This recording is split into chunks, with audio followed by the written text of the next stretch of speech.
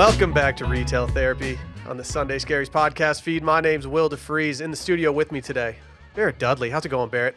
Man, I'm doing so well today. Just a great start early in the week. It's still college football season, and we got a little home and home for ourselves here this week. We do. It's a big deal. It's a big deal to me. So, should we introduce our special guests? I think it's probably time to do that, Should we just Barrett? jump right in? It's been a minute since we've had some guests here. I think the people out there have definitely heard of Canoe Club. I think they have. Today we've got Chase Brown, Timothy Grindle. How's it going, guys? Excellent. Doing well, yeah. Excellent. Excited to be here with two pros.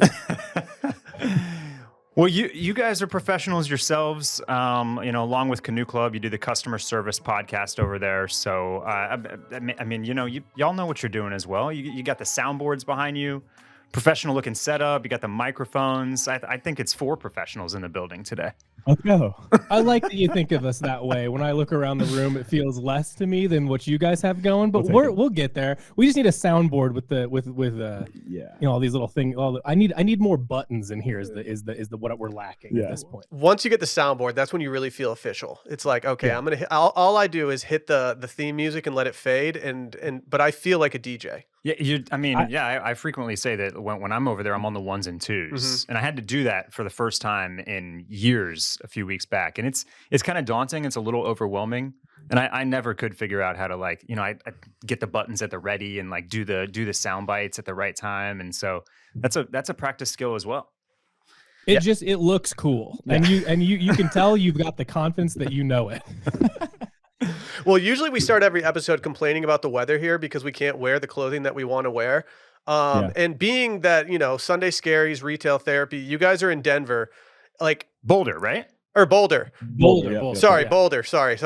I could not be more jealous of the weather that you guys get. I'm pretty sure that Barrett and I would switch places right now if given the offer.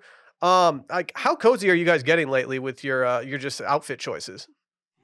I mean, our weather is twisted here because we get, I don't know what we always mess up the phrase, but it's 325 days of sun or something like that, but we still get full seasons. Yeah. And when it snows, and we're from the Midwest originally, so anything's kind of an improvement at this point. But when it snows, it's gone by noon because it melts, but it looks pretty when it's there. And then when it's hot, it's dry. So it's really not, 90 degrees does not feel like 90 degrees where we're from. Yeah. So it's great. So right now it's sunny and nice and cool, and you can wear sweaters and jackets and stuff, but it's you're chilling. I mean, we did get 7 inches of snow randomly, over Saturday, Sunday last weekend though. When's opening day? You'll be hitting the slopes here before too long. I'm sure some of our customers have. Timothy is not a snowboard. I never even heard about it until I moved out. I've heard about skiing, but we didn't do it or anything, So when people are like, "Oh, you're gonna go skiing," I'm like, I don't think that's gonna be something I pick up at 35. I just can't. I can't imagine having a broken leg at this age. So I can't do it. Speaking of cozy fits, Will, I clearly did not get, and Chase and Timothy, I didn't get the black crew neck memo, and frankly, I'm disappointed. So. We'll let you know next time. Let's set up Canoe Club a little bit. Let's just talk about it. I would describe it as a multi-brand men's retailer in Boulder, Colorado. You're founded in 2017, and we have obviously talked about Canoe Club a bunch on this podcast because it is the home for modern Americana, basically through almost any lens that you want to look at it through. That's how I would describe it, whether that's Southwestern or Japanese Americana. Classic American brands like Ralph Lauren, Double RL, your fancy Japanese stuff like Capital, and then I'm regularly discovering brands like Fortella as well. Mm-hmm. So Chase and Timothy, I know y'all are the content creators over there, and I would describe you as the face of the store. But what are your roles as far as the founding of Canoe Club and buying and all of the assorted hats that you wear over there? Yeah, it's always a little tough because we've always kept it kind of democratic in that there's work to do, so we all do the work together. I would say if we're talking specialties, I'm one of the owners. I founded it with a guy named Bob Lamy, and then I'm the lead on the buying, and then I do the financial stuff and all the other boring things. Stuff. And Chase, I handle a lot of the community management. Barrett, obviously from like Style Forum and Discord and stuff like that. And then also all of the shipping, fulfillment, receiving, importing the product itself, that kind of all falls on me.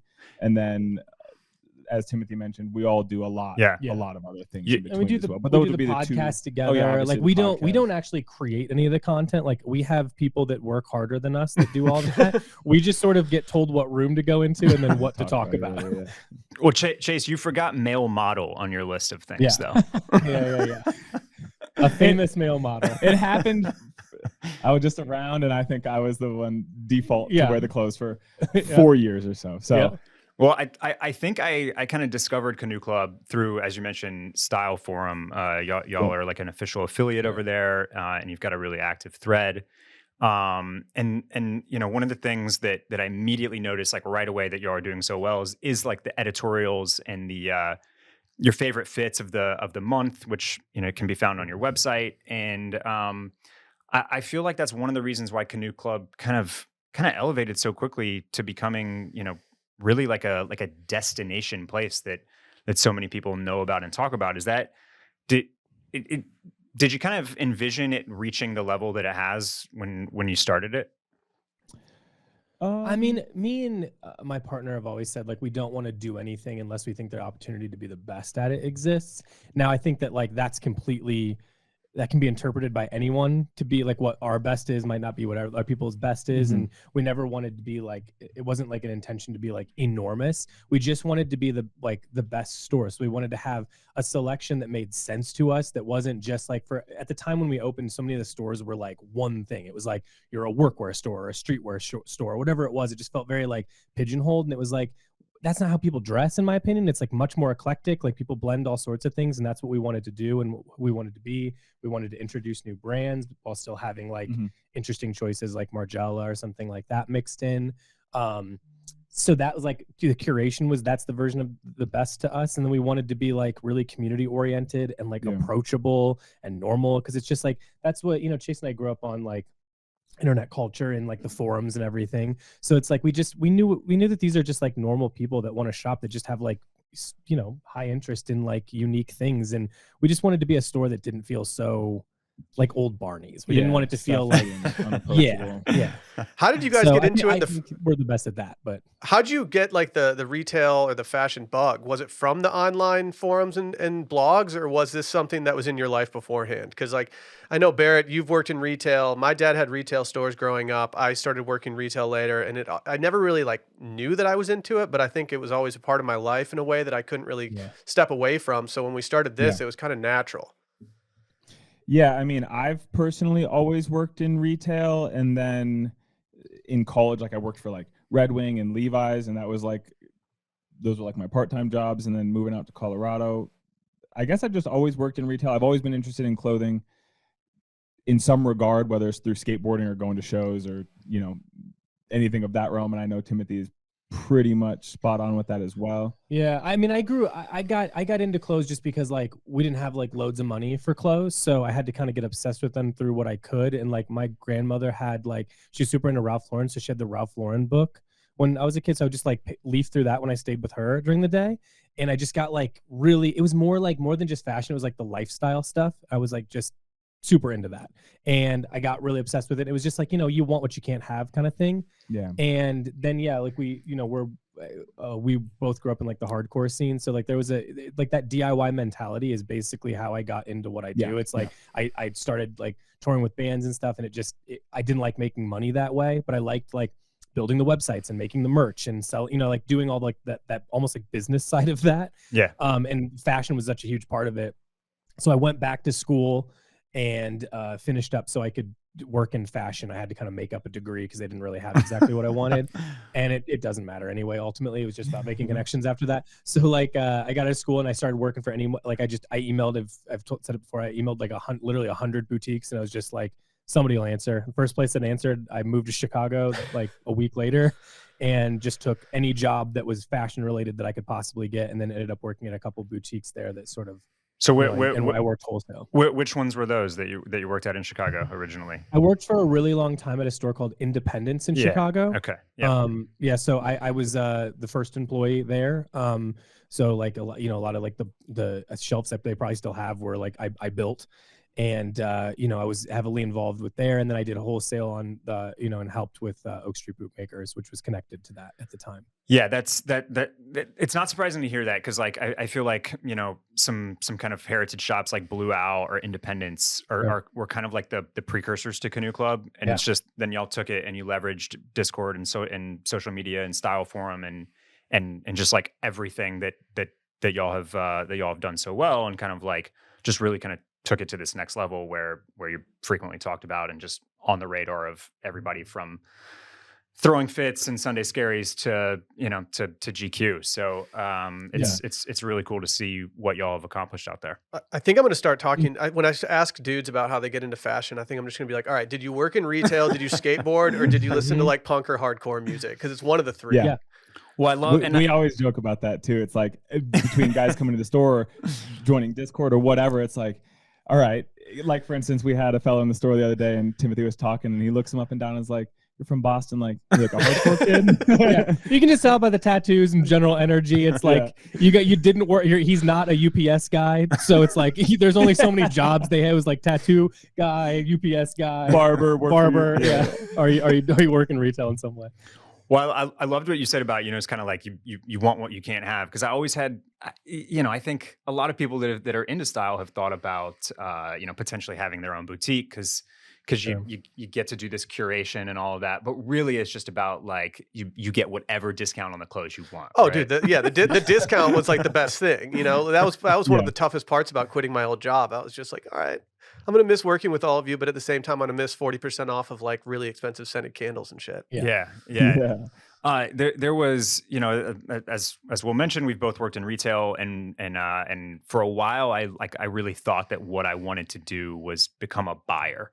And then the more I kind of like dove into that and talked to people that worked at Nordstrom or Barney's or Saks or wherever, it like really became clear that when you reach that like department store kind of big box level, it's like very little like active decision making where you're just like, I have a hunch.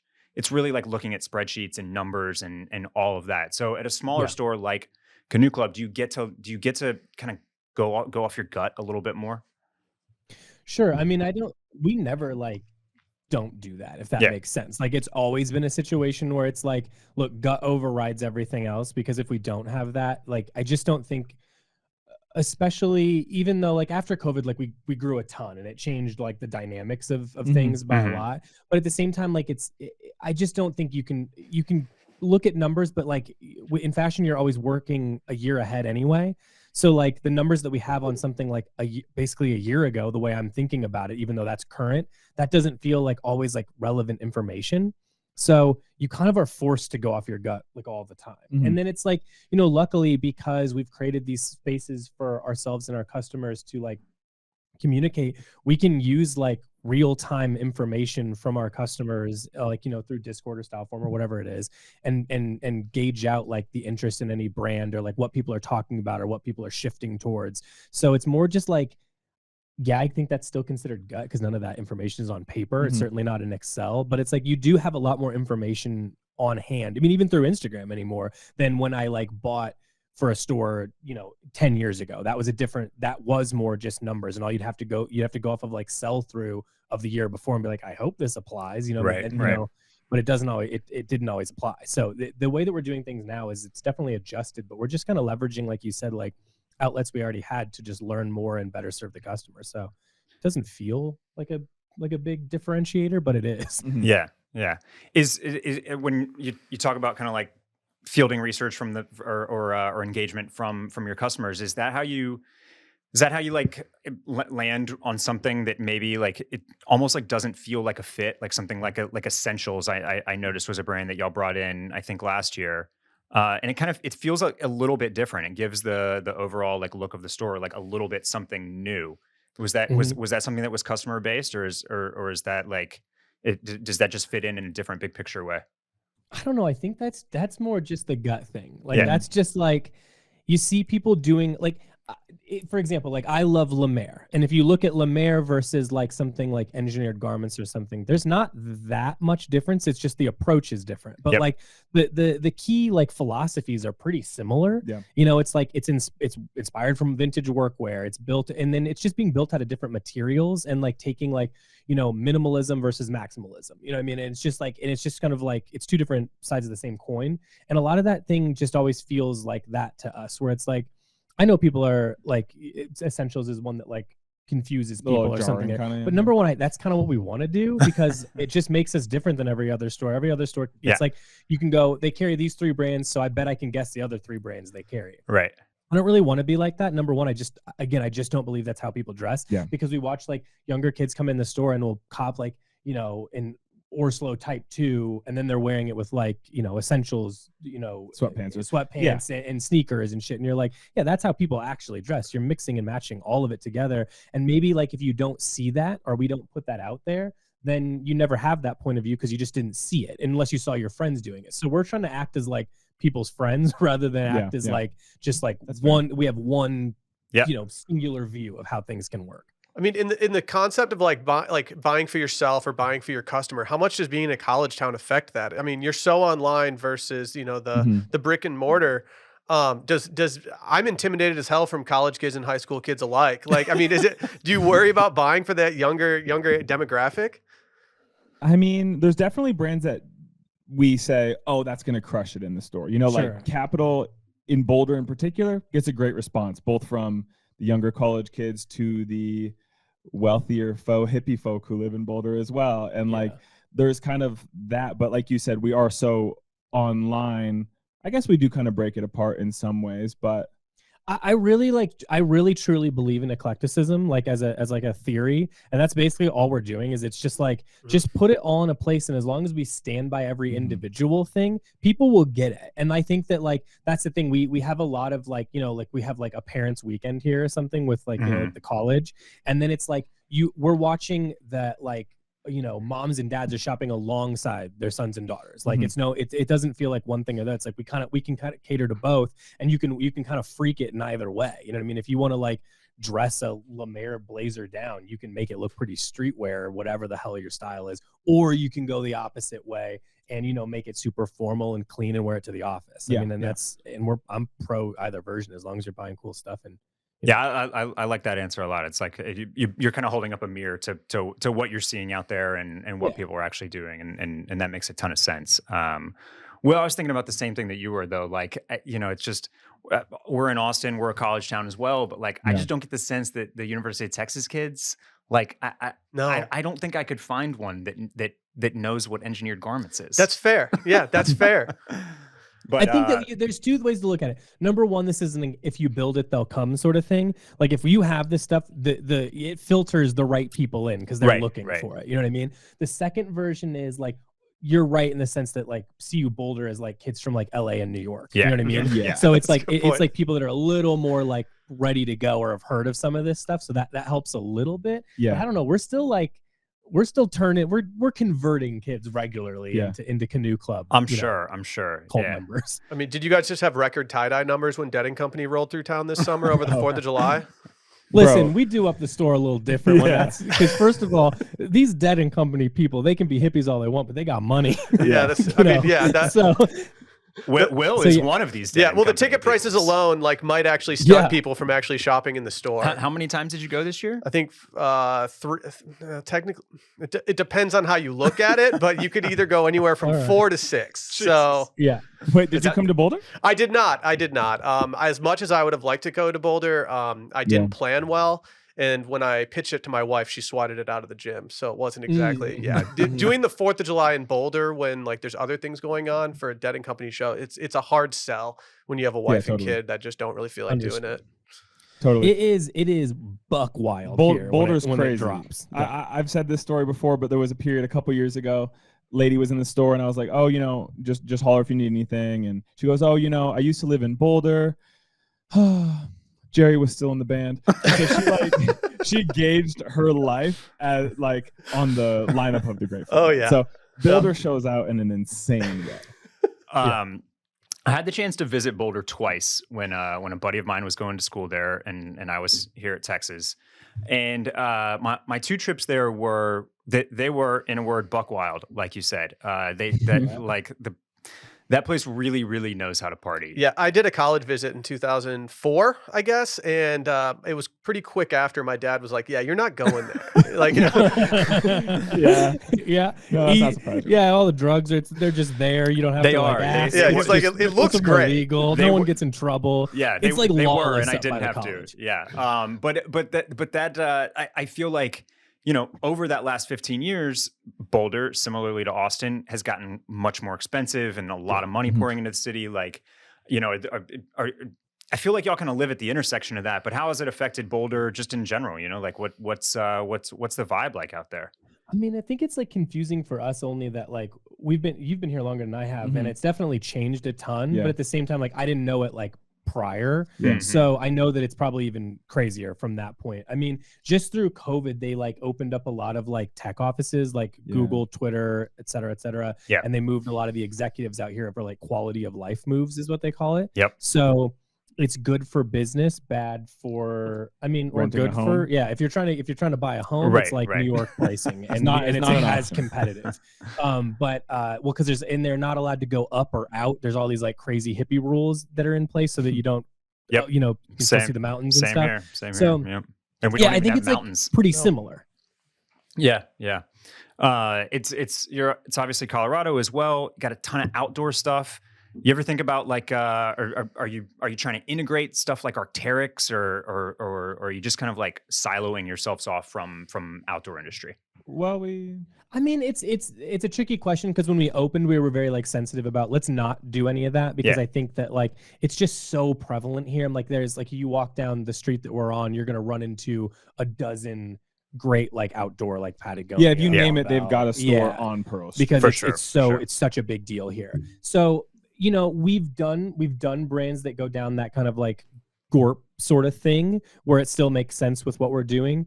And it's never like I don't know. The thing is like the people in Boulder are probably not going to be the ones that respond to it. We still sold it great, but it's mostly going to like New York and LA. You know what I mean? Yeah. At the same time, we're actually starting to work with the North Face, and we're going to do some cool things with. They've gotten some new creatives in the office and stuff. So there's going to be some like changes over there, and there's going to be some like cooler, like you know, more exclusive things that we'll be doing with them. So we're excited to be working with them going forward. So a little bit, yeah. Will you please do me a favor and beg them to let you carry Purple Label? Oh, this is Buddy, a don't even get. So here's a story about Purple Label. I know I used to, when I was doing wholesale, we had like a desk next to them, and well, that's not to Purple Label, to Nanamika. That's who owns it. Right. And I got really friendly with the rep, and he's this like dude that's kind of doing all the translation for the upper management. And I was like, listen, man, we do this store, we have FISVM, we have blah, blah, blah. I list them like, and I think we're really good at storytelling. I'd love to look at, he goes, don't go any further. And he goes, and please lower your voice. He goes, do not let him hear that you're asking for Purple Label, and please don't bring it up. So it's like, they will not do it. I've been told not to ask. We were actually just in Japan, and we like made it a mission to go get Purple Label because it's so cool. I'm hoping that we can eventually do things like it with them, or they do something like it, but I don't know if it's ever going to be touchable in the States. They opened in New York and they closed it in like it was like a month. They closed it in a month because they couldn't control. They were like, you could only buy one thing, and they were like, you could only buy one thing like every 6 months or something. It was like they had all these crazy rules. They just shut it down. I would have broken every rule they set out. I would have been like, it's like switching Halloween costumes and going back to somewhere. Like it's my, you know, I had the chance to be in Tokyo earlier this year as well. Honestly, I haven't, for a trip to Tokyo, I haven't talked about it enough. I haven't been annoying enough about the fact that I would there. not shut the fuck up if I went to Tokyo in the last year. And I think it's my biggest regret is I didn't just like load up. And I think it was I was like, in hindsight, I remember how amazing it was, but it was the first time I'd ever seen most of it in person. And then it's like I got back here and I was like, shit, like Googling like Japanese proxy services, trying to figure out how to bring in a pair of Baker pants. But yeah, we were like, dude, we were standing in my hotel room with all of our baggage just on the floor going, all right, we got to get it in. Oh no. Here we go. And it was just us trying to like Tetris it in. Yeah. But I mean, even then we came back with like, it might've been cinder blocks in our bags. Yeah, we were brimmed. I didn't even have enough. There was a bunch of like candy I wanted to bring back, and there just wasn't. Every square inch was accounted for. So it's a learning lesson. Next time we'll bring an empty bag. I mean, you could just go full Joey Tribbiani on the plane. Yeah, just wear it just absolutely load up. Yes. Yeah, that's true. Not bad on that 30-hour flight.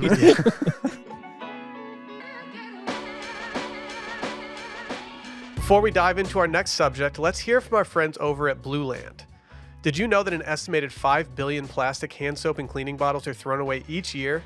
And if that's not bad enough, most cleaning formulas are 90% water, which is heavy to ship, leading to excessive carbon emissions, and plus, those products are often filled with nasty ingredients like chlorine and ammonia. That's a lose-lose situation for you and the planet. Blueland is on a mission to eliminate single-use plastic by reinventing cleaning essentials to be better for you and the planet. Their idea is simple. They offer endlessly refillable cleaning products with a beautiful, cohesive design that looks great on your counter. Just fill your bottles with water, drop in the tablets, and wait for them to dissolve. You'll never ever have to grab bulky cleaning supplies from your grocery store run, and refills start at just $2.25. You can even set up a subscription or buy in bulk for additional savings. From cleaning sprays to hand soap, toilet bowl cleaner, and laundry tablets, all Blueland products are made with clean ingredients you can feel good about. Blueland has a special offer for our listeners. Right now, get 15% off your first order by going to blueland.com/scaries. You won't want to miss this. Blueland.com/scaries for 15% off. That's blueland.com/scaries for 15% off. Now, back to the episode. Well, let's talk about a brand that you can get in the States. It's one that you just collaborated with and that we've mentioned already, Engineered Garments. You just released a really amazing collaboration with them that I feel like anecdotally is maybe the most popular collaboration that you've done yet. I'm in an Ame Leon Dor, Randy. Thank you, Randy. Discord. I knew it was coming. Discord that I think is like maybe has as many purchasers of the collection as the Canoe Club Discord does. It was absolutely going off on there. Can you tell us a little bit about that? Like how it came together? Just kind of. First off, thank you for shouting that out in the previous episode. If I had known that you guys wanted, you just got to get in touch. So moving forward, we'll make sure you're taken care of. But it was funny. It was like we do this like Q&A thing for YouTube where we just answer a gang of questions. Like, so we'll just run them down. People have submitted questions. We just run them down. And one of them was like, oh, if you could collaborate with anyone, who would you be? And then we both just were like, Engineered Garments. Like it was just right away on the YouTube video. And honestly, we were like, there's probably other ones, but that's the one we want to do. And we just kind of moved on. I mean, that was the whole thing. Like it was, he looked at me to have another answer. I'm like, that's my answer too. I don't know. We'll just move on. And it was like, it could have been, I don't know, 10 seconds because we answered it too quickly and we didn't like elaborate either. That's the answer.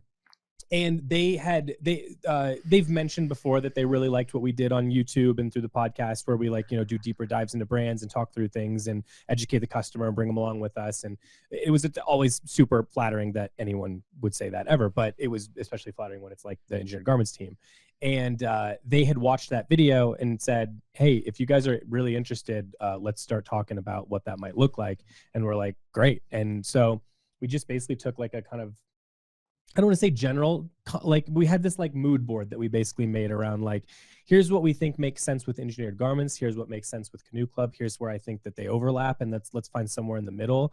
Then from there, we just kind of like took pieces that they've had before and then altered them into this kind of like vision that we had of sort of like, we're really into like uniform dressing as like an actual statement rather than like just an easy thing to do. And like Chase, you always talk about like what do they call that, off the chair or whatever it is. Oh, I don't know that that's actually the term, but I always call it off the chair dressing, where it's just like you get home, you take off what you got on, and you're probably going to wear most of it the next day. So we wanted to like make sure it like kind of fit into like that ethos too. So because that's what we've done with like Orslo in the past as well, of like having like that kind of like theory work. So it just kind of, it was just really natural. Like they made suggestions, we made suggestions. We stayed pretty true to like what we wanted to do initially, which was the kind of this take on like classic English workwear, as so something super wearable that was a little bit more human than like, just straight up, old school workwear. So it was just like this really like, everyday version of things that, yeah. And it was the most fun we've had doing a collaboration probably so far. I mean, I don't know. We have another one coming out with Horslow in like a month. That's really good and really special. So there's that as well. So I don't know which one, but this one was really fun. It's the first time we've worked with them. We've obviously, I've worked with them at this point for a long, like, it's gotta be 11, 12 years. Yeah, 12 years probably at this point. So well, you gotta hope that there's a part 2 on the way, because I've just pulled this stuff up and it's completely sold out, every single piece. So congratulations on that. That's amazing. I mean, if we gave you guys 10 seconds right now to get your next collaboration in there, who are you choosing right now? We never know who's listening.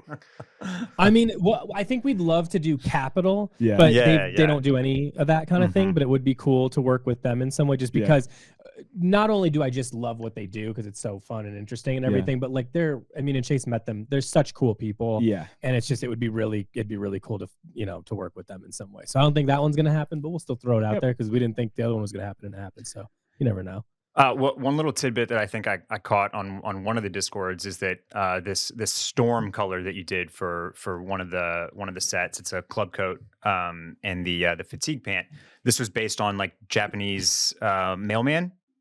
Mail carrier uniforms, which I thought was a cool kind of based detail. on two things. It's a blend of, that was the easiest way to kind of like show it, of like, because it was like more of the full uniform. Theirs is a little bit flatter in color. This was also this employee that we used to work with, that we worked with for years. He went on and he has like a tech job now, but he had this Junia piece he wanted forever, and he talked about it like every single day. It was his background on his phone, and it was this like Junia Carhartt piece that was in that. It was a very similar color, and we were like obsessed with it. He eventually found it and has it now, and it was like it was based on this like long-term like obsession with this one jacket, and then going like, and it would look, we were like, but it would look cool as like a total thing, right? But we weren't sure, and then we found this like, we were looking at all this like old, like, because we inadvertently got like an old Japanese mail bag. It's like they shipped it by accident with this like magazine order we did. Delivered the whole thing. So actually a friend of ours ended up turning it into clothes for us, which is really cool, in a bag. But we were looking at like old pictures of like the guys carrying them because we were trying to look for it, and then that's when we noticed the uniform, and we're like, that uniform is gas. Like, so it's a little mixture of both of those two concepts kind of together. That's pretty rad. I love hearing about the inspiration for that type of stuff.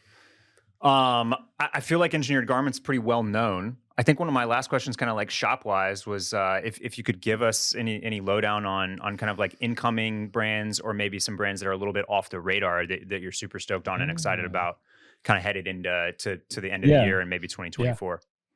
So one, we just got a massive Frism Works delivery, which is Korean workwear inspired stuff. Definitely lesser known. Yeah. I mean, and their stuff is really affordable. The quality is really great. We don't understand how those two things go together. The Frism Works pricing is amazing. Yeah. And the fits and proportions are just like, it's in that like Visvim range of like not oversized in like a negative way, just like it drops off the shoulder and is a little bit more cropped, and it like is big but it still fits, and it's just like stuff that you normally have to pay so much for, but you get like this cool fit and vibe and like details for a much more approachable price. Which so we love Frism Works.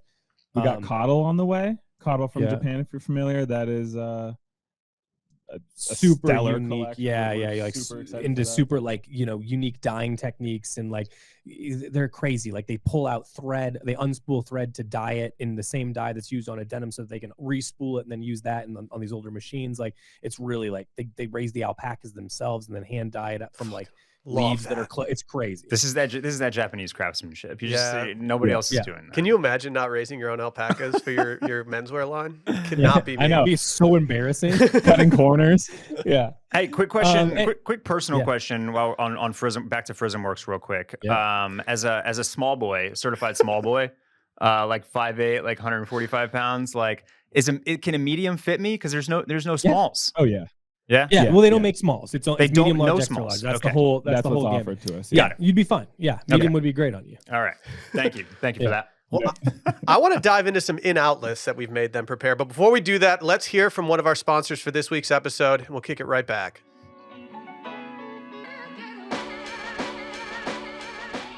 Let's take a quick break to hear about our friends over at Shopify. When I started podcasting, an online store was the furthest thing from my mind, but now I run my store on Shopify, and it's so easy, all because Shopify makes it that simple. Shopify is a global commerce platform that helps you sell at every stage of your business.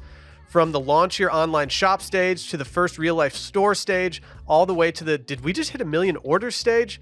Shopify is there to help you grow. So whether you're selling scented soap or offering outdoor gifts, Shopify helps you sell everywhere. From their all-in-one e-commerce platform to their in-person POS system, wherever and whatever you're selling, Shopify's got you covered. And you can even sell more with less effort thanks to Shopify Magic, your AI-powered all-star. Shopify has made everything so straightforward and simple for selling. They have so many different templates that you can use. They have just a straightforward process from start to finish of setting up the store. It's just easy. Shopify powers 10% of all e-commerce in the US, and Shopify's global force behind Allbirds, Rothy's, and Brooklinen, and millions of other entrepreneurs of every size across 175 countries. Sign up now for $1 per month trial period at shopify.com/scaries, all lowercase. Go to shopify.com/scaries now to grow your business no matter what stage you're in. That's shopify.com/scaries. All right, let's do some in-out lists. I tasked you guys with very little to go into this episode. Is there anything that's caught your eye that you might consider to be in, out, or anywhere in between? I feel like we did too much here. So how do you want us to go one by one, or you want us to just railroad through it? I will say that Barrett and I usually just start throwing them out, and then the dust seems to settle pretty quickly. Yeah, if anything, just really like sparks conversation, then we'll just jump right on top. All right, and you guys said this could be anything, right? Because literally was anything. really Does not have to be fashion style. No, it can literally be anything. People are always like, in and out is so out, and I'm like, okay, I'm just saying, like, what do you see that people are liking and disliking? I'm not trying to say that you can't do something. Okay. Yeah. All right, I don't even know where to start because, like I said, we did like 25 of each. We just had fun making them together. Well, you know what? Because you brought it up earlier, we really love like crew neck cardigans. So see what his is doing here? Yeah. Where it closes up, kind of like Audrey Hepburn style. Prism works, by the way. Dude, we like this. I bought something called it was a wool bomber is what they called it from J. Crew like years ago, and I've never seen a sweater like it ever since I bought it, and I just love wearing it all the time. And it buttons all the way up to the top. It's just a great sweater.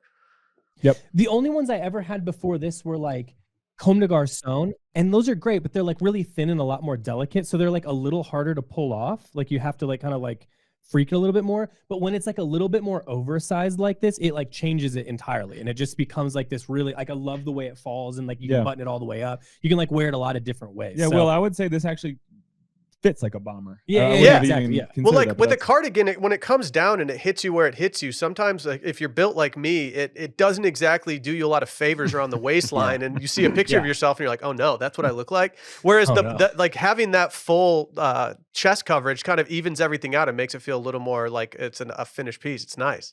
A little more proportionally sound. I completely understand. I'm in on this. And going off of like a cardigan thing, we're also into tucking in t-shirts. Like no more sloppy. You can do big oversized t-shirts, but when you tuck it in, because we're only doing big pants now. Right. Voluminous pants. Yep. High waist gang. So when that's high waisted and you got a t-shirt tucked in, but then you break it up with like a cardigan on top, that looks really good on like anybody's figure, honestly. Yeah. I think I was in my closet this morning with a little bit of the fit paralysis that we mentioned last week. It came together, and I feel pretty good about it. But the first thing that I tried on was a tucked in tee, and I think we talked about this a little bit. Like the baggy pants, you can't have like a long t-shirt with baggy pants. It doesn't. It looks goofy. It looks goofy, and so I feel like not all of my t-shirts are super cropped right now. So I feel like the tuck is kind of like it's almost necessary right now. If the tuck is challenging, I would strongly recommend just going and taking. I mean, look, I understand that it's not cheap to do this, but like just go have your t-shirts hemmed. I know it's like $15 per, but like a lot of these guys that I know are like buying like more. Like if you're $50 or above on a t-shirt, go have it hemmed to where you need it to go. It's not a big deal. I probably need to bring a whole gang of tees to get hemmed. I just bought some like overpriced scissors to cut a couple t-shirts, and then I didn't take into account the fact that they were going to roll up, and so now I just have a bunch of belly shirts that are like really cool. Listen, I really became a pro about that when I was a kid because that was big in punk music to have like cool jeans and then your shit was like, rolled up right to where the belt was. Yeah. So I've got it like mashed. I know exactly the amount to take off because you gotta count that roll or it's off. Yeah, I've got some tough shirts out there where I'm just like, damn it, I would love this cutback. Well, you're just way ahead of the cropped tee game. Yeah. I might need to get some Ozempic in the system before I start crushing my crop tees. Crop top? I'll get there. You got a crop tee. You do anything with full confidence, people won't question. It's true. it. It's true. What else you guys got? Another thing we love, pajamas. Yeah. When we were in Japan, they had these pajamas that were like waffle knit. Yeah. And like they were I just stole like them. Yeah, they're like waffle knit, and I don't remember what they're called. They're called like jinbei or something. I don't remember the name. And it's like they're kind of like cropped at the ankle. They're like a lot of room, high rise. It's a button with a little collar on it. And when you put those on, you really feel like a different guy walking around the house. It's a cool look. So I went home. I bought multiple colors. Yeah. It really changes kind of the game. Yeah. You know See, what I mean? he didn't have room to bring them home in the suitcase, but I nabbed him from the hotel room instantly. Yeah, I didn't have room, but I copped as soon as I got back, and I'm not going back. I'm not. It's no more. We're in pajamas now at night. Yeah. Yeah. See, I need to up my pajama game, especially now that I got 2 kids at home and I'm spending so much time just chilling around the house. Is that like? Is it full on like? Is it just for bedtime though, or you like get home and you're like straight into the gym bay? Oh, I'm doing it right off. Right the in. bat. Yeah. Okay. Yeah, it's like a second outfit, so it's fun on that level too. You put tomorrow's outfit on the chair, and then you put on tonight's outfit. Yeah. You get it. You get it. Yeah. This chair is full It's of easy. clothes. You know the chair. Also, another thing that's directly piggybacking. I know you guys are fans, or I don't know if you're fans. Lululemon boxers are the only boxers that I'll ever wear. Yeah. We've got we're amassing like hundreds. I want to get to a point where I'm never wearing the same pair twice. I have recently purchased. I purchased this through a friend who has a discount. I just like was like, all right, I'm going all in. I'm getting like every single pair I can get. And after we did our Skims review, I was actually folding laundry this morning, and I took the Skims out of my laundry that were mixed in with all the Lulus.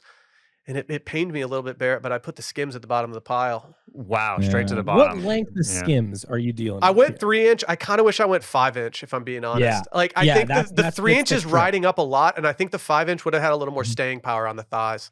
Yeah, I could even go 7. I think if I needed to. I don't mind them long. 3 was a mistake. I'm a trunk guy. I'm kind of disappointed they didn't have a 1.5. You know what I mean? But mine are on the drying rack as we speak. Oh, right? wow. Because this is crucial care information. I don't know, but if you know this, but these are hang dry only. Yeah, I didn't do that. Oh. No, I threw them straight in the dryer. Yeah, Didn't go high heat. I mean, you're I living that. dangerously. Yeah. I'm not buying something that cannot go in the washer and dryer. I'm not going to participate. Especially underwear. It's all going in. Yeah. Especially underwear, dude. So are you just like out there violating the rules of the care tags all the time, Chase? I've never read a care tag in my life. Yeah, it's never even crossed I guarantee my mind. he has not. Yeah. That's I'm impressed. Are you regularly like accidentally shrinking things or I've done it with one thing. It was a Levi's jacket, but it's my girlfriend's jacket now, so it's all good. Okay, so it all worked out. To be honest with you, I partly don't even care. Like if something got ruined, that's just an excuse to get something new. So it's like when people are like, "What are you gonna do with a house fire?" I'm like, "How can I buy so much new stuff when that insurance check hits?" What are you talking about? This is retail therapy math. Like I hope I ruin this in the dryer so I can go get more. Yeah. And if it doesn't get ruined, then cool. It's super easy to wash. I don't do pants. Pants don't go in the dryer because I need them to fit a certain way, and I don't trust. Yeah. But other than that, you don't have to wash those every day. Yeah. No. I just dried my Drake's pants for the first time because they were fitting so loose that I was like, I think I need these to tighten up a little bit. Put them on this morning. Could not have been happier. I'm not going to do it for probably 6 more months, and these things are just they're gonna sit on the aforementioned chair. But yeah, it was a leap of faith, and it worked. So I'm glad I didn't ruin everything in moderation. You know, if you just all dry in a little, it's fine. More power to y'all. All right. I don't know if we're supposed to keep going on ins and outs. Keep going. Oh yeah, you are. Okay, cool. We got some bangers. You guys had the steering wheel. Can we go to out for a minute too? Yeah, Can we ping pong? Let's switch it over. Cool. Yeah. Out. Open floor plans. We hate open floor plans. We don't want it. I knew this. Close us in. I knew this was coming. There was only so much open floor plan that everybody could stomach, and there was bound to be a backlash. Like, have you guys you guys heard like the idea that only poor people put their couches against the wall? I've not heard. Have you heard this? No, that's good. Someone said that one time, and I was like, "Oh fuck, my couch is definitely against the wall. Like, I don't have anywhere else to put my couch. Like, but we have a relatively open floor plan, and I'm like, I just don't know what to do anymore. Like, this is tough. Yeah, I'm a couch against the wall guy. I don't care. Mine's touching 2 walls, There so you I don't go. know what that says about me. But mine's touching 2 walls. He's got to get both. But no more open floor plans. We want nooks. We want little nice places to have intentional. You know, I've always joked that like if I could have my bed in like a fairly tight walk-in closet, that would be ideal for me. I toured a Frank Lloyd Wright one time where I was like, you could basically be in the same room but 2 different rooms, and I was like, I want that now. Ever since I saw it, that's what it's in my head. I mean, I'm currently having an issue where like I have my vinyl set up and I've really been enjoying doing it, but it's a part of our open floor plan, and I like want to hang stuff above it, but it intersects with everything else in the room. And like I want a cozy little vinyl den where I can just hang out and vibe. But instead, I just have it with everything else. it's got a vibe with everything else. It's got a mesh. It's just tough. Yeah. It's just not working out. Listen, here's the thing. We've said this on the customer service podcast. All of our things, we come up with really hard opinions that then we'll change our mind on. Like, I'm sure if I went to an open floor plan house, I'd be like, this is nice. Oh, you guys have so much room in here. But if I'm just making a list, I'm putting it on there because I can't talk. Half the stuff that we put on here is just stuff we don't want to talk about anymore. Like we even put on here that we don't want people to tell us to stop talking about hardcore on the podcast anymore. We're going to do it. I can't not do it. So you can't be told it anymore. Yeah. And we're not going to listen. Texting. No more texting. Okay. It's just emails, anywhere else you want to reach me, that's fine. But I don't want to read a text unless it's a group text. That's fine. It's too much for one. Yeah. No direct text messages anymore. Oh, see, I'm like panicked anytime I get added to a group chat now. I'm like waiting for the day where Barrett's bachelor party group chat comes up and I have no one's number, and I'm just like, oh no, what do I do here? Immediate. Yeah. Oh, that's free play. You can mess with everybody, not knowing who you're talking to, and then you get there. I'm just scared that they all have each other's numbers, and I'm just gonna be out to dry, just like, what's up, dudes? Well, you'll have a lot of numbers. You'll have a lot of numbers, but you are a notorious group chat leaver. No, I will only leave a group chat if it's not serving a purpose in my life, but there's going to be a moment where I'm probably doing something on your bachelor party where I need to text the group and be like, hey, can someone come get me? So I'm not going to leave that group text anytime soon. Where's the bachelor party? We're coming to Colorado. We're doing a little ski trip in Breckenridge. Oh, beautiful. very nice. Two things. 3 things. Sorry. 1, congratulations. Thank you. 2, I was just in Breckenridge. It's beautiful. 3, I would hope that we can cross paths and maybe we can all get together. That would be sick. We'll dial in on the itinerary and get with you off mic. There you go. Is that where the Stanley Hotel is? No, Stanley Hotel is in Estes Park. Well, I feel like that's not far, but I also don't know the area that well, to be honest. So if you got time.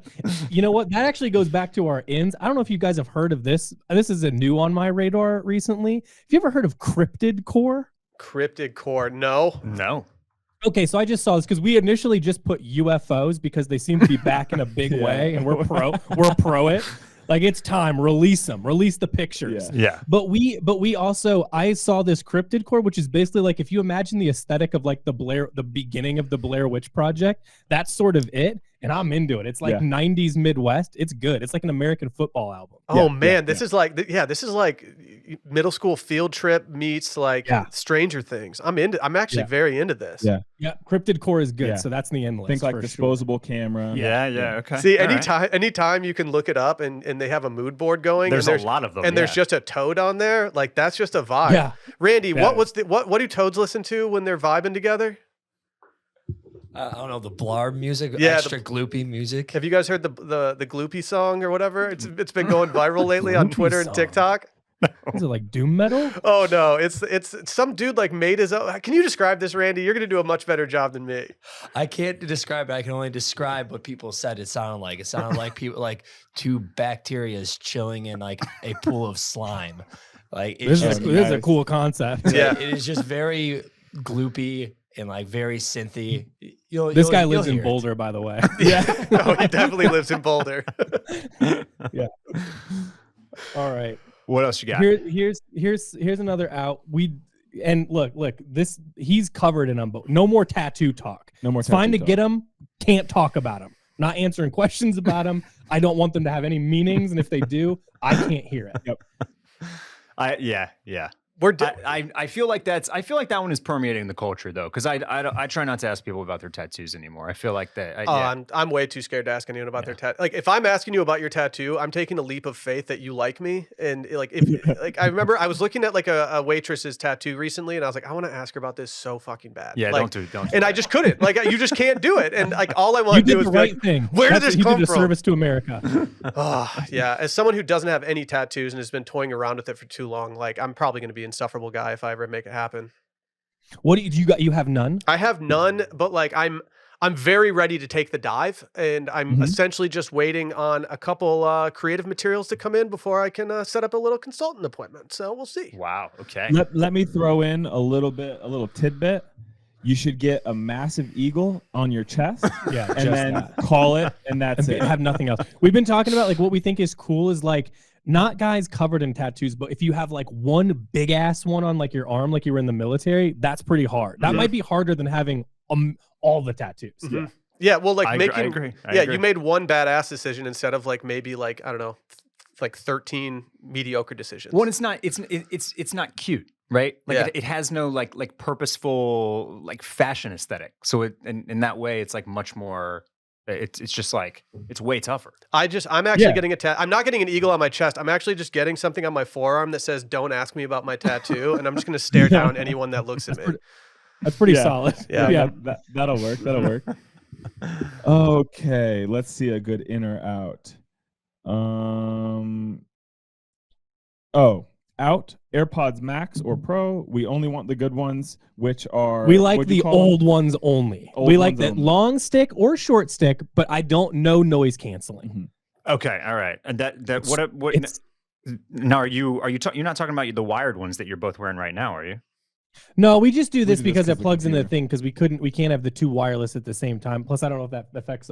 We don't know enough about the audio of that situation, so we have this. Now, listen, the wired ones are pretty solid as far as ear feel goes. Though. Yeah, but we're talking about when the AirPods first came out and they basically just look like this, sans wire. Yep. Or the upgrade to that where it's just a little bit shorter, but no noise canceling. Yeah. Okay. Noise canceling earbuds are just pretty aggressive. Yeah. Like I don't, much like fax machines, I don't understand how it cancels noise when it's just like there. Mm-hmm. I mean, fax machines don't cancel noise; they just don't. Well, last week we gushed over Jacob Elordi wearing Beats by Dre as an alternative to AirPods Max, and so he may have deaded the AirPods Max himself. Just, I've already said I don't like wearing my AirPods Max in public. Like I feel like there's a connotation to it that I can't shake, and I don't want to be that guy. Well, I also want to be clear. I've had all of them, and I've paid all the money for expensive audio stuff. Like you name it, I've had it. And I still think too. Like I like make music and stuff. The like Sony MDRs or whatever, like the regular studio ones, sound better than all the other shit I bought. And then when I went to the gym one time with the AirPods Max Pro, I felt like I was going psychotic.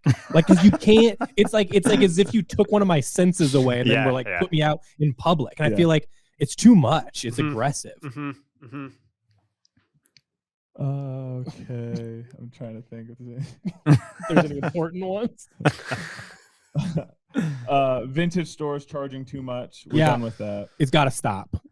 I went to a place the other day and it was like a regular like blank sweatshirt. He's like, "That's actually a really good blank, bro. Like that one right there is like I'm like $80 for a blank." I'm like, "There's no way.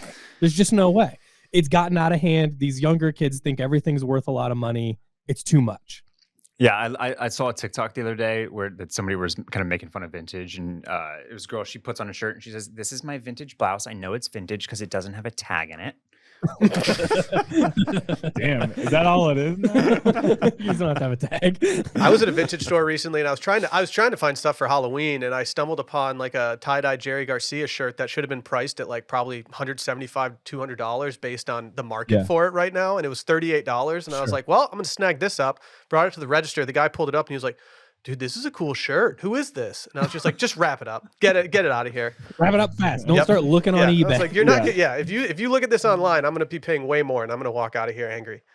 But that was like the fun of vintage, and then they took it away. Yeah. You know what I mean? By like looking everything up. It's like you'll make the money you need to make, and I'll think I got one over on somebody occasionally. That's the agreement. All right, I feel like we already did open floor plans. Oh, talking about ice baths. We can't hear it. If you want to do them, that's great. My God, I can't.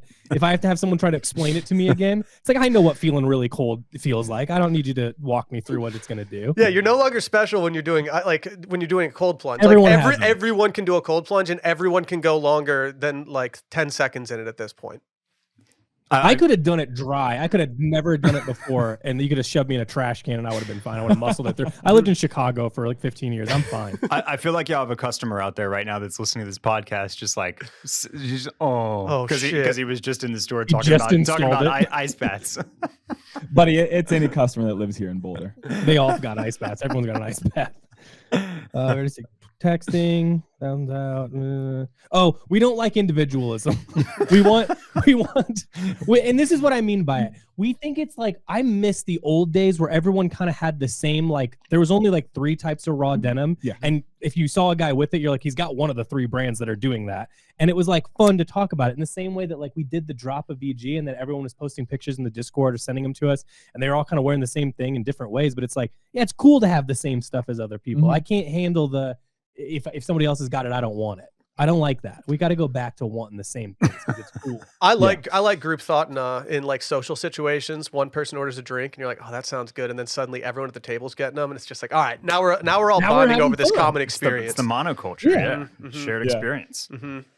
Oh, we think camo is back. We've been wearing a lot of camo. It's He's got it on. I got like a cool pair of like pants in Japan. I think it's back again. I think it went away. It comes and goes, but I feel like it went away for a little while, and we're back into it. I would say the biggest. I feel like the turn this time is that it's like decidedly not military camo. It's like it's very much like a real tree and like hunting camos that are like I'm keep seeing everywhere. I agree. Yeah, I've got my camo sneakers on right now, and I just will not take them off. I'm wearing camo at all times these days. It's cool. Let's go, bro. I just love it. I've always enjoyed a nice camo print. It's and it fits in weirdly too. If you get the right stuff, it fits in nicely. Yep. All right, we're getting to the dregs here. What about we like cool lip balm? Are we in on cool lip balm or out on I cool lip balm? I love cool lip balm. I tell you what, if you guys don't, it's a stretch because this is a $40 expenditure on lip balm. But the Boy Chanel line of they've got like it's just called Boy. I did not know this. You get some like basic makeup, basically. Like you get a little cover up for when you got blemishes, or you get the $40 lip balm. And if you get it from the Chanel the Chanel website, they give you some samples and stuff. It's a rock solid investment. Oh man, I got after our next ad break. Do I have an article for you guys? Sally's gonna like that too. She was bullish on ordering the one single solitary Chanel like lip oil and getting the big nice fancy box with all the samples and all that type. Oh yeah, they give you like tote bags and stuff with it. It's crazy. They do it up. Yeah, she's pretty good at ordering the stuff where you get a bunch of free samples. Yeah, well, I'm gonna need a $40 Chanel Boy lip balm to go along with my $4,000 Phoebe Philo shirt that's coming in. Yeah, that's understandable. I heard you got one of everything, Barrett. One of everything. Yeah. Just said wrap them up. I'm like John Mayer with Visvim, but with women's Phoebe Philo. Yeah. Well, I can't wait. I can't wait for that to land. I can't wait to see all the kits. Yeah. Well, since we're and the bankruptcy. Yeah. Right. Yeah. Well, since we're talking dudes with their skincare routines and their spa products, do you mind if we kick it to a quick break and then come back and talk about this New York Times article that had me cackling earlier? Yeah, all absolutely.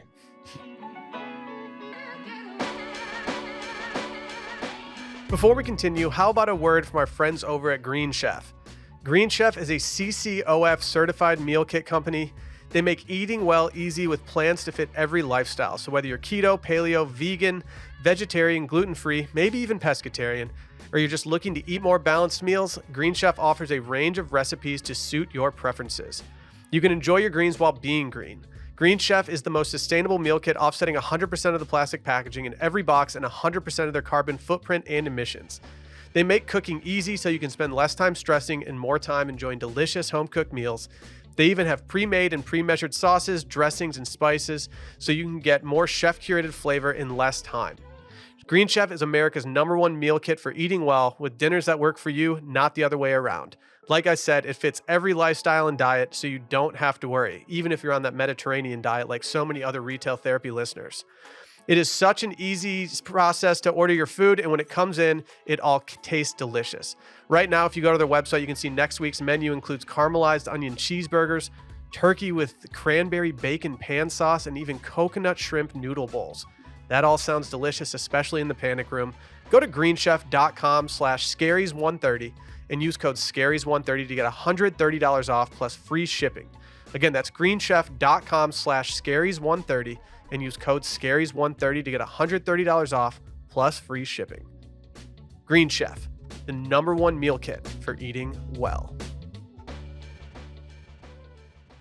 All right, we're back.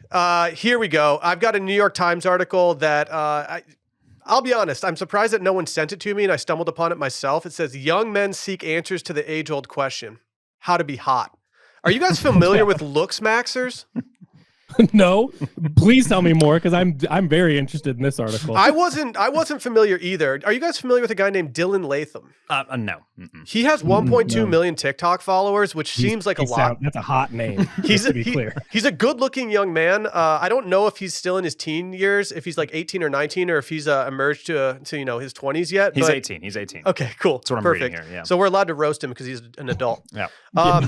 This says, and I quote, many of Mr. Latham's followers are so-called looksmaxxers, part of a booming digital community of young men seeking to enhance their physical attractiveness. Its suffix comes from the world of role-playing games, in which to max means to fully develop a single character trait like strength or wisdom. Randy, does this check out? Correct. Okay, perfect. And this is kind of turned into a bunch of other things, but essentially what's happening here is that young teen boys or men are now just absolutely being skincare kings, and they're sharing their skincare secrets with one another. They've even gone to coin the term soft maxing, which is trying to improve one's looks by eating better, exercising, and perfecting a skincare regimen.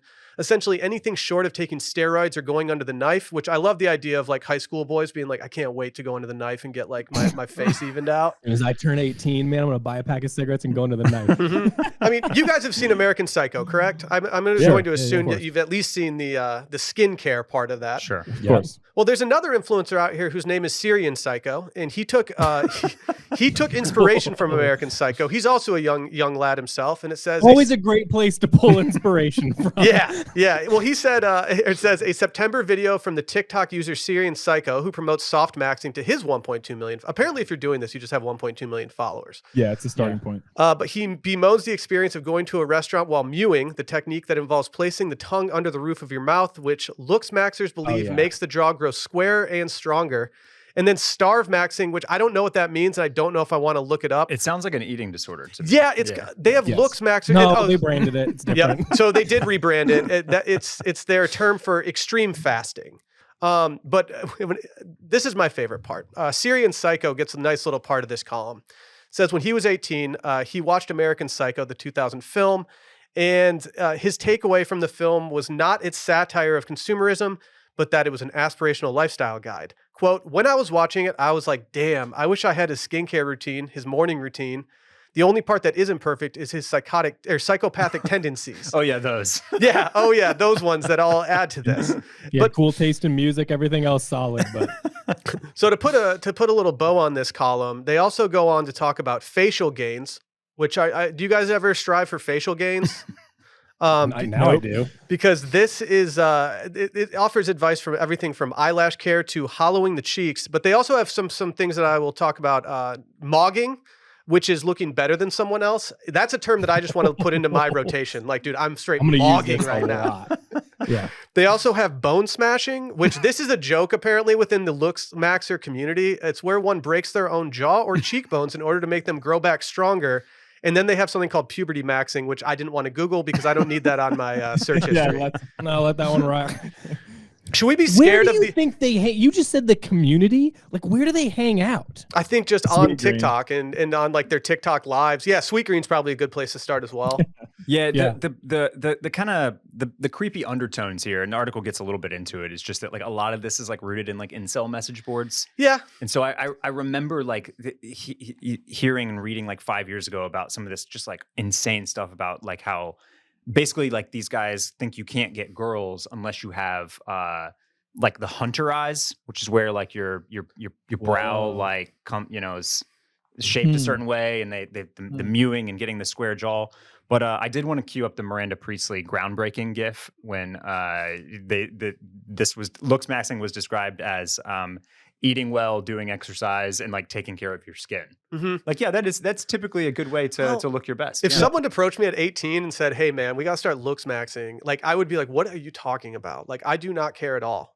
I don't think I had any good, whatever it would be called, like just preparation that I did for myself when I was 18. I was trash. No, I spent most of my time in like the lobby of a Taco Bell or a McDonald's. I didn't need to fuss around with my skin or anything. That's where we hung out. Yeah. No, I'm scared. I'm scared of the new generation rising up with like better skin than me. Cause like I'm already behind the 8 ball being like 36 and I don't even have a face routine at this point. Like I'm screwed if these kids start bullying me for this. Do you think that maybe the whiplash to like this kind of thing might be like why these guys like, and I feel like you guys are gonna be mad at me because I don't know sports, but the fella that's dating Taylor Swift, because that's how I know him, he like him and like Paul Mescal, these guys aren't like these guys aren't looks maxers necessarily. They're good looking, but they're more just like they look like a guy from Texas. You know what I mean? Like they're just like a guy. You know what I mean? They're not there. And like I think that like maybe there might be a trend on the other side of this where that's why these kind of like regular guys are suddenly like the hottest guys. If I was in high school and I knew that like there was a crew of dudes over at the lunch table over that were looksmaxxing, like there's no way that we would give them any cred. We would just be like, no, we're gonna go talk to their girlfriends. I think Timothy makes a great point. I feel like that backlash kind of happens right after high school when like being like the pretty is kind of, and I mean that for like guys, is like way less appealing than being kind of like gritty or rugged or like, you know what I mean? Like that, like there's just like that shift into to you know. I feel like that happens naturally, almost basically. Have you guys done banana Botox? I've never heard of banana Botox. I learned what banana Botox was this morning as I unpeeled a banana and handed it to my son. And my wife, Sally, looked at me and said, "Hey, don't throw that away." And I was like, "What?" And she goes, "I'm going to use that for something real quick. This would be perfect for retail therapy, actually." And I was like, "What are you talking about?" She sent me a TikTok where a woman takes the banana peel and just wipes it all over her face. And then lets it sit there for 10 minutes, and apparently it makes your skin incredible.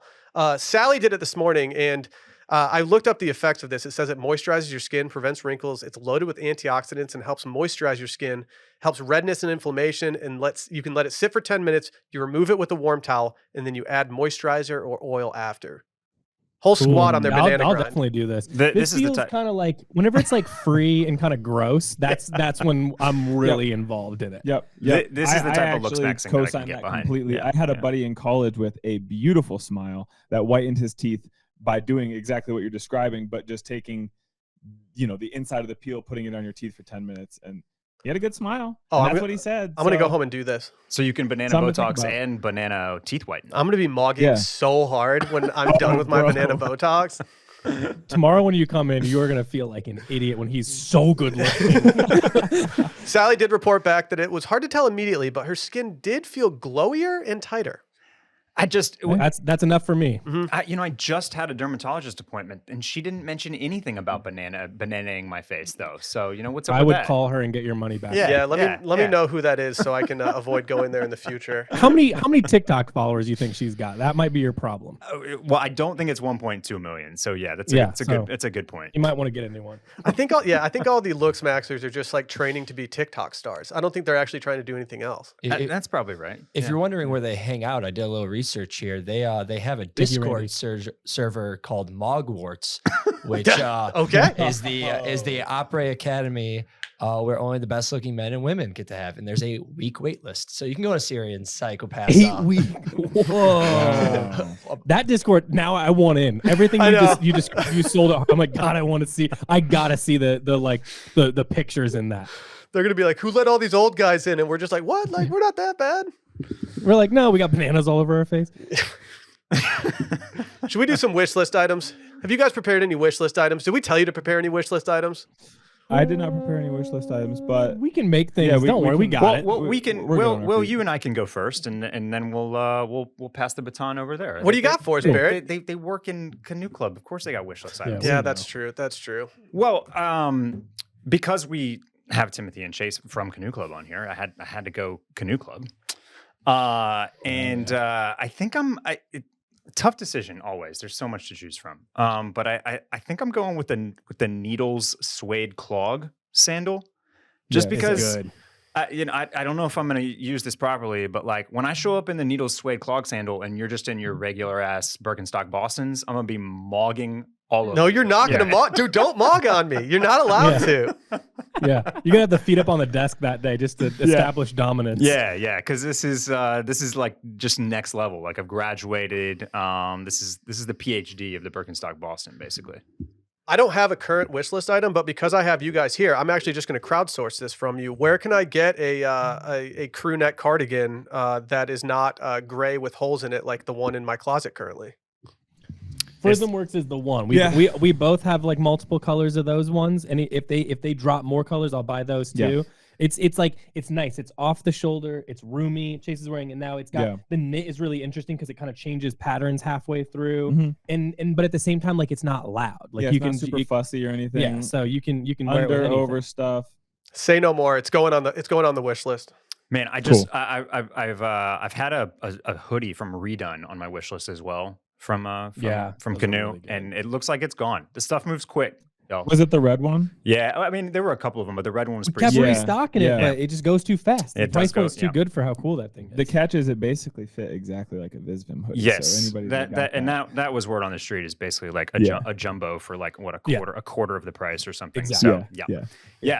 So So what's at the top? What are y'all just like eyeballing hard right now?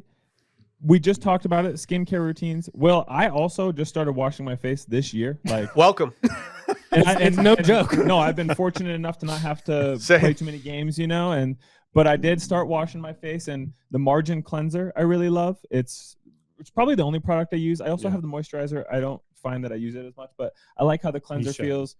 Gets me all nice and clean, and then I hit myself with the little rose spritz in the morning, but I would recommend the cleanser if you're getting to the end of your bottle of whatever you use. Yeah, it's good. I would definitely especially if you're like just getting into it because it covers a lot of bases for with then you only have to have two things. You can kind of get the whole kit at once. See, that's what I need. I'm way too lazy to have a full routine at this point. Don't worry, listeners. We will link all of this product in the Listener Digest. Listener Digest, Retail Therapy Digest. Hell yeah. What do you got for us, Timothy? Okay, so a couple things. One of our employees got him because he's a psychopath, but the non-additive Timberland collab that just dropped is really cool. Yeah, yes. Yeah. I want those. I want anything that this brand we're going to bring in called Appresse from Japan. I want they just like started releasing some of their fall stuff. I want all of it. So anything that they release, I want. It's like tight capsule, but like it's like if you could go full Phoebe Philo mode like you did and get the whole thing. Right, one of everything. Yep. So if you want to Venmo me, because obviously if you're you've got the cash, Venmo me a light $25K and then I can get everything. Barrett's already trying to flip it all. Yeah, well, I mean, according to Gab Waller, I definitely could. So, is that the truth? Is it going for more than it was? Yeah, it has to. So certain items are definitely already like the bag. Achieving a pretty insane secondary market. Yeah, I want to pay the secondary market prices. Actually, I'm in a price maxing. I want everyone to know that I paid as much as humanly possible to wear this. Yeah, I mean it's what it all is at the end of the day. Anyway, it's true. It's true. Well, guys, thank you so much for popping on.